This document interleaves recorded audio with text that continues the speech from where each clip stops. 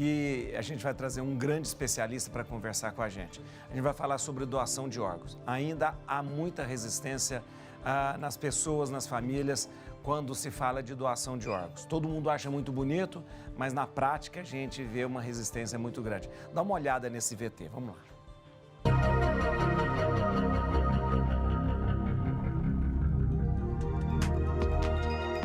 A doação de órgãos é um ato de amor ao próximo e pode ser decisiva para a sobrevivência de uma pessoa. Sabemos que no Brasil existe uma fila de espera enorme para receber um órgão, sendo esse gesto de doação a sua única esperança. De acordo com dados do Ministério da Saúde, o Brasil é referência na área de transplantes, sendo em números absolutos o segundo maior transplantador do mundo. Vale destacar, no entanto, que esse número precisa ser ainda maior. Para isso, a população precisa se conscientizar da importância da doação de órgãos. Atualmente, há cerca de 30 mil pessoas aguardando na fila por uma doação. O desespero pela vida acaba levando alguns pacientes a extremos que contribuem para o chamado tráfico de órgãos, algo além de ilegal, extremamente perigoso. A religião é também um fator que ainda hoje impede muitas pessoas de doarem. Por meio da campanha Setembro Verde, são realizadas diversas ações e eventos para esclarecimento e conscientização sobre o impacto desse ato ao próximo. Vamos discutir esse assunto agora no Papo Reto. Gente, o assunto é sério e a gente precisa conversar sobre isso.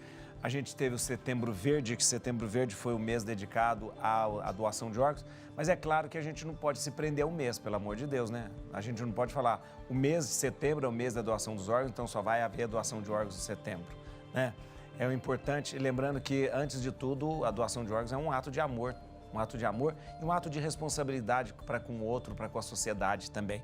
Eu vou conversar aqui com uma das grandes autoridades em transplante, Dr. Tércio Genzini. O Dr. Tércio é cirurgião do aparelho digestivo e transplante de órgãos, né? Desde a sua formação em medicina em 1989, o Dr. Tércio tem sempre atuado em diversas instituições, sempre com o objetivo de atender todos os segmentos e, principalmente, todos os níveis socioeconômicos. É importante né, a gente ressaltar. Ele é fundador do grupo Hepato e Apate, na qual foi idealizador da casa de apoio, de uma casa de apoio, mantendo atendimento a pacientes carentes. Olha que bonito isso. Médico que se dedica e que se preocupa, né? E o atendimento a instituições públicas e filantrópicas. Eu converso agora com o Dr. Tércio Genzini. Dr. Tércio, muito obrigado pela sua presença conosco aqui na Rede Vida. Eu quero de antemão já agradecer ao senhor. Eu sei de todos os compromissos que o senhor tem e o senhor dispõe do tempo do senhor para ficar aqui com a gente, pelo menos nesse pequeno espaço de tempo. Muito obrigado, senhor. E a nossa conversa hoje sobre doação de órgãos. Boa tarde, Padre Juarez. É um prazer estar aqui no seu programa, que eu tenho a oportunidade de assistir de vez em quando o tempo permite, e que traz sempre coisas boas, notícias boas e boas orientações. E a doação de órgãos é mais um exemplo disso. É um assunto tão importante e fundamental que a gente leve para casa das pessoas, porque ele ainda não faz parte da grade escolar, não faz parte dos currículos, das faculdades. Então, é algo que não se aprende na escola, é algo que a gente tem que aprender em casa. Isso. Então, essa é uma grande oportunidade de a gente levar isso para casa das pessoas. Isso é muito bom, doutor, que o senhor está falando, que isso deveria ser a conversa do dia a dia na nossa família. Eu estava falando antes, doutor, eu falei assim, todo mundo acha muito bonito a doação de órgãos, todo mundo acha um gesto nobre, mas na hora mesmo do vamos ver, há ainda muita resistência das famílias, não é verdade? Sim, a doação no Brasil ela é uma doação que nós chamamos de consentida, que ela depende da autorização da família.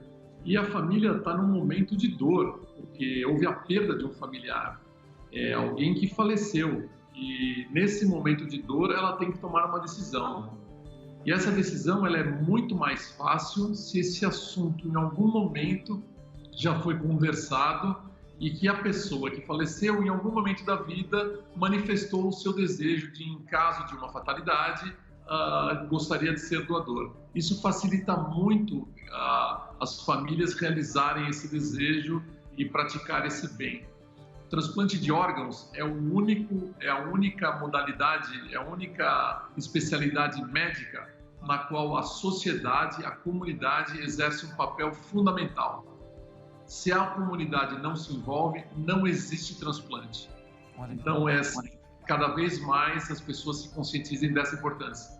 Muito interessante. O senhor falou que no Brasil o transplante é uma atividade consentida, né? Ou seja, precisa da concessão da família, precisa também da anuência da própria pessoa.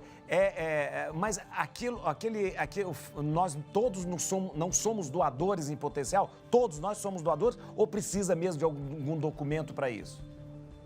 Do ponto de vista médico, do ponto de vista clínico, todos podemos doar órgãos. Sim. E variam de acordo com as condições clínicas de cada um. Sim. Então, se uma pessoa tem um problema cardíaco, obviamente ela não vai doar o coração, né, após o seu falecimento. Mas, pela lei, não adianta você deixar uma carta, deixar registrado um documento, deixar registrado em cartório ou na sua rede social. Não, isso não adianta. O que a lei exige o consentimento familiar. Então, no momento da doação, pessoas especializadas, normalmente enfermeiros, que localizam esses doadores e viabilizam esses doadores para doação de órgãos, conversam com os familiares, explicam a situação irreversível da morte e pedem autorização. E os familiares assinam quais órgãos eles autorizam a doação. Então, ele pode assinar, ele vai ter lá a relação de órgãos que pode ser doado, e ele vai colocar um xizinho e no final ele vai assinar consentindo a doação desses órgãos. Nossa, muito interessante, uma informação muito interessante, porque as pessoas às vezes falam, ó, eu vou deixar um documento, vou deixar o testamento, não adianta, é consentimento da família, né? Exatamente, não adianta, essa manifestação ela tem que ser feita para a família. Porque é a família que, no momento da fatalidade ou do óbito, seja qual for a causa, a família que terá que se manifestar e assinar os documentos que autorizarão a equipe de transplantes, que só é comunicada após isso. Então, é um processo. O Brasil tem um dos processos mais rigorosos e criteriosos, tanto para o diagnóstico da morte encefálica, quanto para a distribuição de órgãos. É um processo que passa por várias etapas de fiscalização e é vigiado pelo Ministério Público. Então, isso é muito rigoroso no nosso país, mais rigoroso que nos outros países do exterior, inclusive Europa e Estados Unidos. Ô, doutor, quando é que a gente pode dizer assim, a gente determina que pode ser doado os órgãos? Quando a pessoa ainda tem vida e tem morte cerebral, é assim que funciona? Ou quando ela ainda tem uma possibilidade, se tendo uma possibilidade de reversão daquele quadro, já pode declarar que vai ser doado ou não? Qual é o momento exato? Talvez aquele ponto exato que a gente pode declarar que os órgãos podem ser doados. Essa pergunta é muito importante porque é uma grande dúvida das pessoas, porque o doador de órgãos está com o coração batendo. Sim. Mas a vida não se define pelo coração. A vida se define pelo cérebro. Isso. Então, quando existe morte cerebral, o processo é irreversível. É diferente de coma. Sim. Morte cerebral é totalmente diferente de coma. Quando alguém está em coma, ainda existe circulação sanguínea no cérebro e ainda existe atividade elétrica cerebral, que pode ser medida por aparelhos. Quando existe morte encefálica, não chega mais sangue no cérebro, as células estão mortas e não existe mais atividade elétrica cerebral. Então, se constatando essas duas situações de falta de circulação e falta de atividade cerebral, o quadro é irreversível. A partir daí, já se pode fornecer o atestado de óbito, Sim. porque a pessoa, infelizmente, faleceu. Então, a família então é consultada. Vocês aceitam fazer doação de órgãos? Se eles aceitarem, então as máquinas mantêm os órgãos funcionando, mantêm o coração batendo, mantêm o pulmão recebendo ar, mantêm o sangue chegando no fígado, pâncreas, rins, até o momento da doação. Se a família diz não, os aparelhos podem ser desligados e o corpo entregue, porque aquela pessoa já faleceu. E quando a doação, por exemplo, Padre Juarez, foi detectada a morte encefálica hoje, a doação ocorre amanhã, o atestado de óbito vem com a data de hoje, que é o momento da morte, não é o momento da retirada dos órgãos, porque na retirada de órgãos, o indivíduo já estava morto. Então é muito importante se fazer essa diferença para que tudo fique claro, que a informação chegue clara na cabeça das pessoas. Eu vou até dar uma informação a mais, peço licença ao senhor, para dizer que na moral cristã católica, segundo a compreensão da igreja, a morte acontece com a morte encefálica, ou seja, coincide justamente o posicionamento da ciência com o da igreja. Então, na igreja católica, a morte acontece com a morte encefálica também, né? Ou seja, considerado morte cerebral, a pessoa já está morta, já não há mais presença da vida. A gente considera a vida a presença da alma espiritual, então com a morte cerebral não há mais vida ali, não há mais vida, é o que a igreja considera também. Por isso, não há problema nenhum, não há nenhuma questão ética para a igreja católica na doação dos órgãos, porque quando a doação é feita já não há mais vida. Doutor, eu vou falar um pouquinho ali, dar um recado e já volto porque eu tenho algumas outras perguntas. Muito obrigado, está sendo muito esclarecedor, está tendo uma participação grande das pessoas nesse momento, então muito obrigado mesmo. Mas é rapidinho. Genzini, cirurgião do aparelho digestivo e cirurgião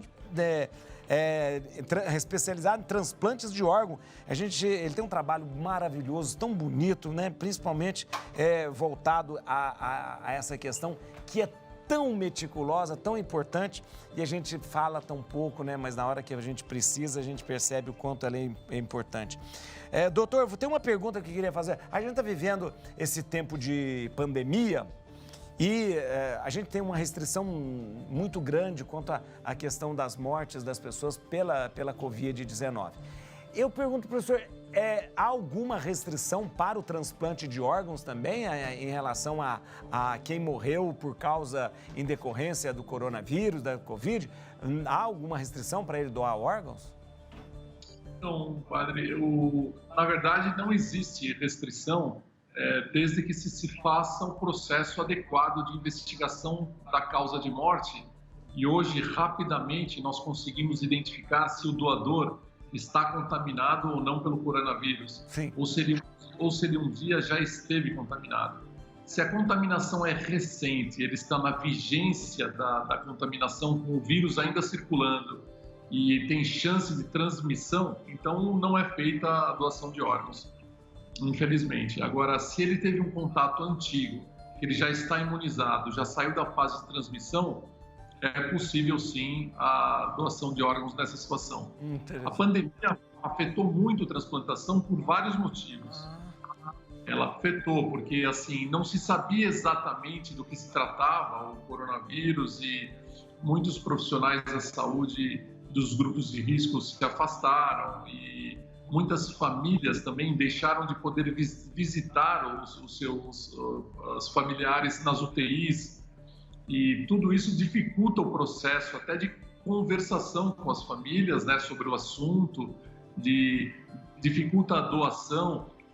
Doadores e receptores também se contaminaram com o coronavírus. Muitos receptores ficaram com medo de fazer o transplante, medo de ir aos hospitais para não se contaminarem. Quer dizer, esse ambiente de pânico aumentou o problema. O problema do coronavírus é um problema grave, infelizmente já levou a óbito mais de 143 mil pessoas no país, mas o ambiente de pânico exacerbou esse problema e levou esse ambiente de morte para outras áreas, porque as pessoas pararam de fazer tratamentos de doenças graves que eram necessários, tratamentos necessários, pararam de ir aos hospitais, fazer exames, e essas pessoas começaram a correr um risco de vida sem ter o coronavírus. Então, houve uma ampliação com esse clima de pânico. Então, hoje, se conhece muito bem do que se trata o problema, as instituições estão preparadas os ambientes são separados e não existe mais dentro dos hospitais risco de contaminação e, por isso, as atividades todas estão retornando de uma forma segura. Isso é muito bom saber, isso é muito bom que a gente tenha consciência e ciência disso, para que a gente não pare e também não faça com que aconteça um retrocesso nessa questão de doação. Doutor, quem que pode e quem que não pode doar órgãos?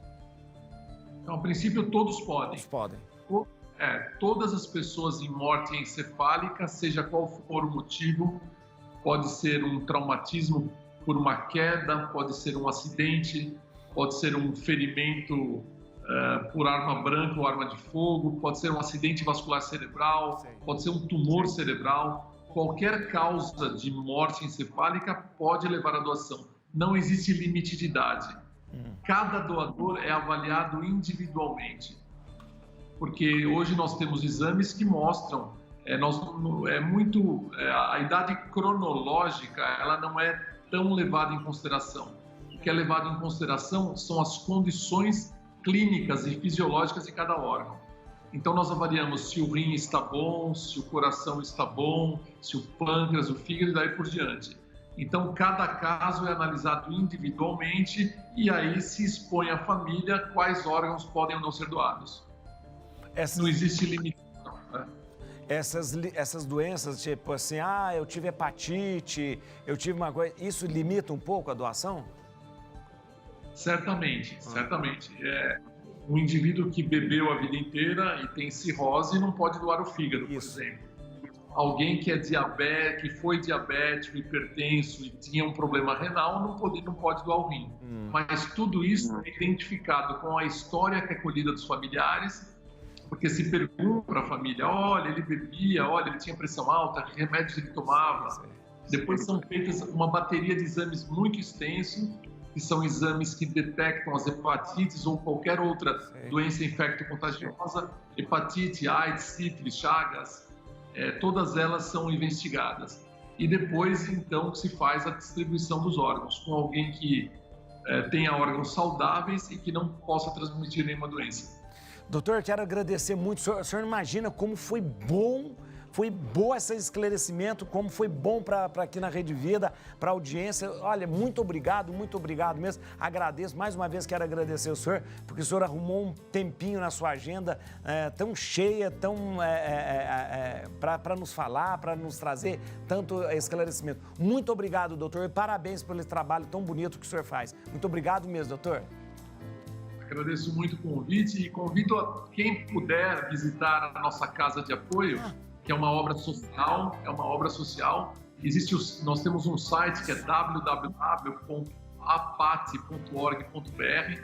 Nós recebemos pessoas do Brasil inteiro gratuitamente, elas têm hospedagem, alimentação, assistência médica, tudo num ambiente saudável e familiar, e é uma obra que já beneficiou mais de 10 mil pessoas do Brasil inteiro. Então eu convido quem puder, dar uma olhadinha lá e conheça o nosso trabalho. Olha, é um trabalho maravilhoso, doutor. O doutor faz um trabalho num momento tão difícil na vida da pessoa e ainda tem esse trabalho social tão maravilhoso. APAT, A-P-A-T.